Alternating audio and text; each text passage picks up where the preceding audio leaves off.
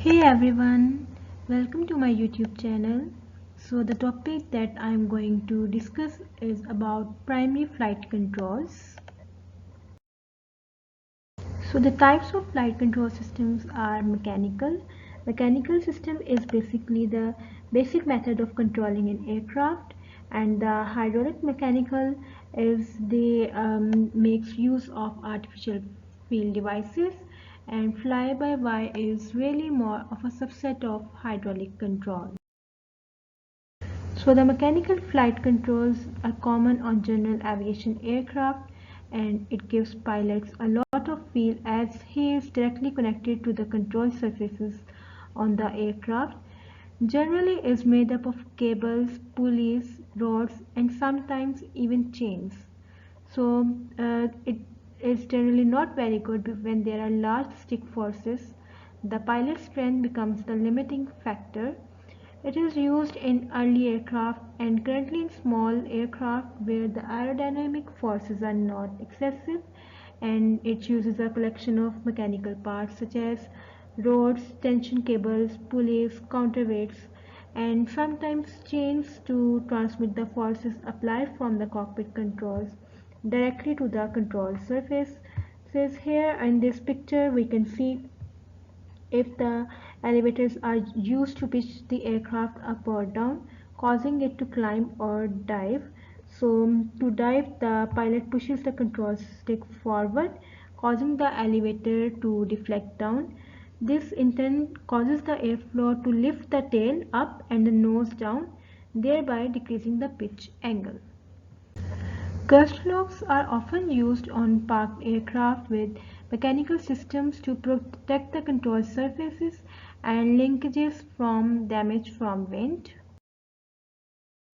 Hydraulic mechanical flight controls are analogous to power steering on a car, easier physically to make control inputs, but loss of feel can be a problem.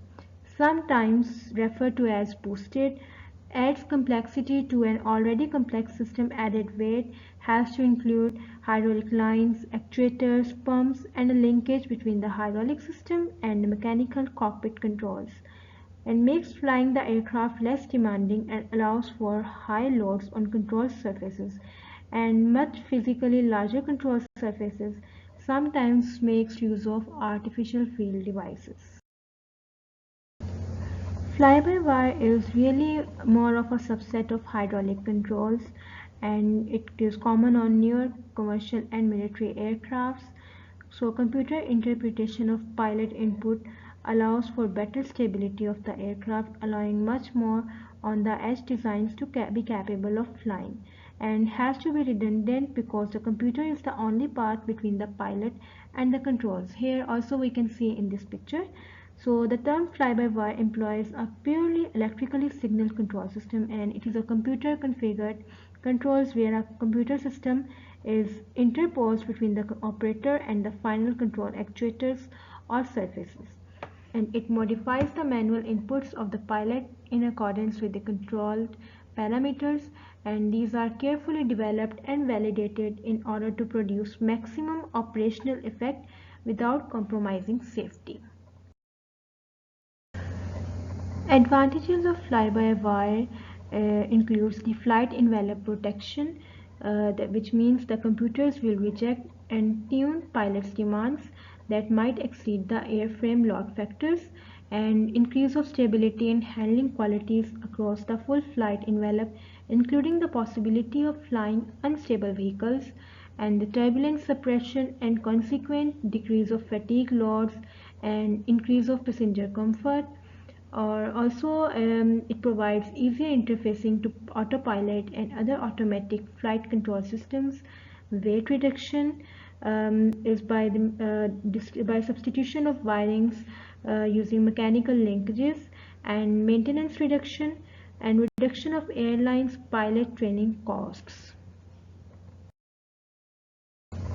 Mechanical and hydromechanical systems experience heavy and careful routing of flight control cables throughout the aircraft using pulleys, cranks, tension cables, and hydraulic pipes, and they require redundant backup to deal with failures, which again increases weight.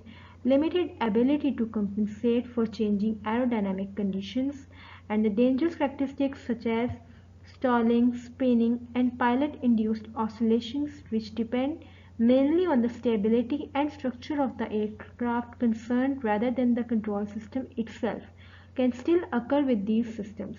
So, by using electrical control circuits combined with computers, designers can save weight, improve reliability, and use the computers to mitigate the undesirable characteristics, as I mentioned earlier.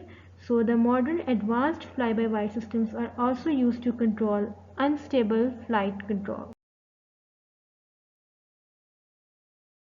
Thank you everyone for watching my video, and also don't forget to like, subscribe and share this informative video, and if you have any questions you can ask me in the comment section.